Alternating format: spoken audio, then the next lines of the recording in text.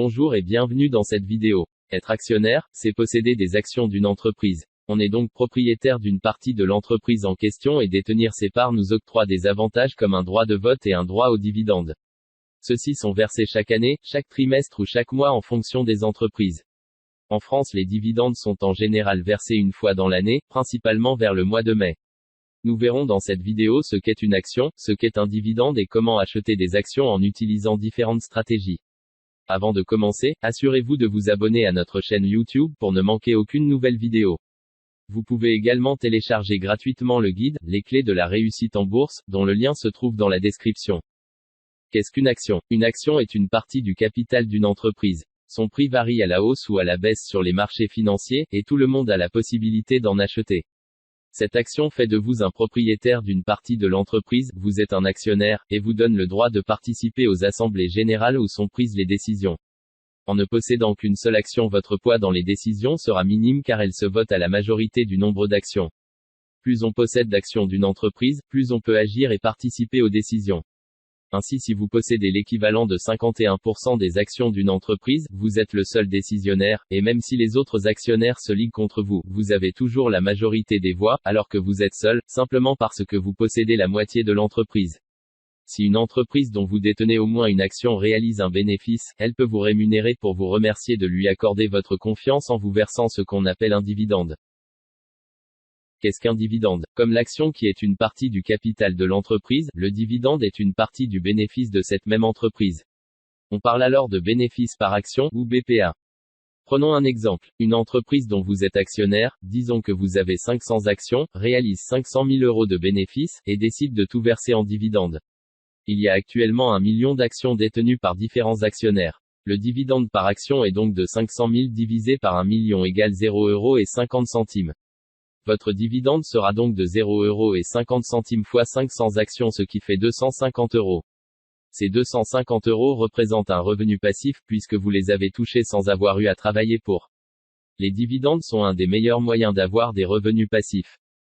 Comment acheter des actions? Acheter une action est assez simple. Il vous suffit d'ouvrir un compte titre ou un PEA, plan d'épargne en actions, auprès de votre banque traditionnelle ou d'un autre intermédiaire, et d'acheter les actions des entreprises qui vous intéressent. Vous payerez sur l'ensemble de votre achat des frais de transaction prélevés directement par la banque. Cela peut être un forfait ou un pourcentage sur ce même montant. Vous payerez également des frais lors de la vente. Pour réduire ces frais, je vous recommande de passer par un courtier spécialisé ou par une banque en ligne. Au niveau de la fiscalité, vous payerez des impôts sur les dividendes, et sur les éventuelles plus-values réalisées. Les dividendes doivent être ajoutés à votre revenu, et les plus-values au revenu mobilier.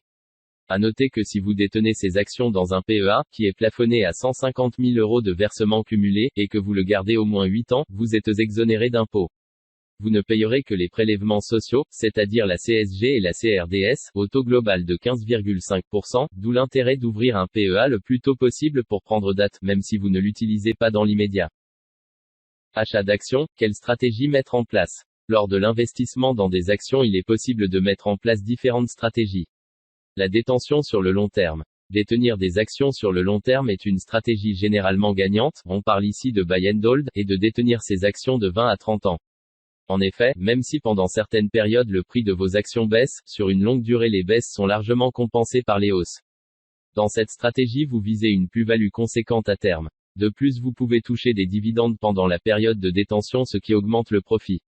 Les dividendes croissants. Certains investisseurs achètent des actions qui leur rapportent un dividende toujours plus important chaque année.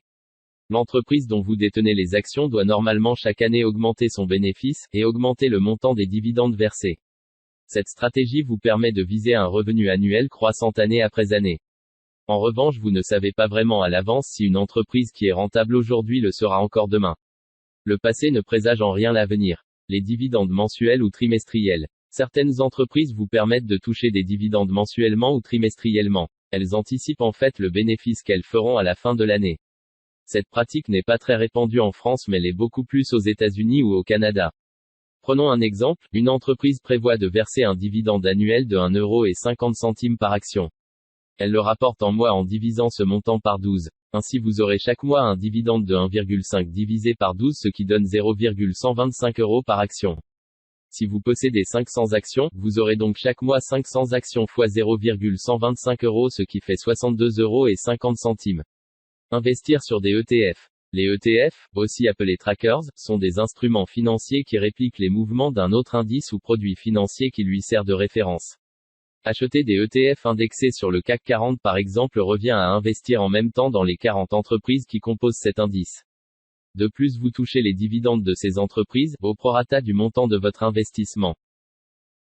Merci d'avoir suivi cette vidéo jusqu'au bout. Si elle vous a plu, n'hésitez pas à nous donner votre avis dans les commentaires ainsi qu'à la partager sur les réseaux sociaux.